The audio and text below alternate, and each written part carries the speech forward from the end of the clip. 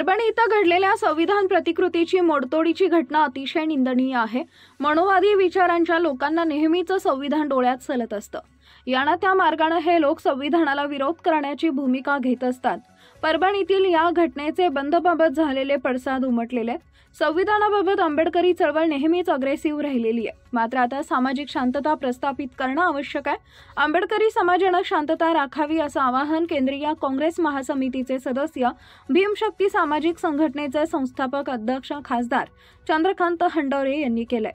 काल त्यांनी याबाबत नांदेड सर्कलचे विशेष पोलीस महानिरीक्षक शहाजी उमाप यांच्याशी फोनवरून दीर्घ संवाद साधला। आंदोलनकर्त्या युवकांवर गंभीर गुन्हे दाखल करू नये, कारण हे प्रकरण वैयक्तिक नसून सामाजिक आहे। असं प्रकरण होतं तेव्हा पोलीस प्रशासन हजर नसणाऱ्यांवरही कॉम्बिंग ऑपरेशनच्या नावे गुन्हा दाखल करतात।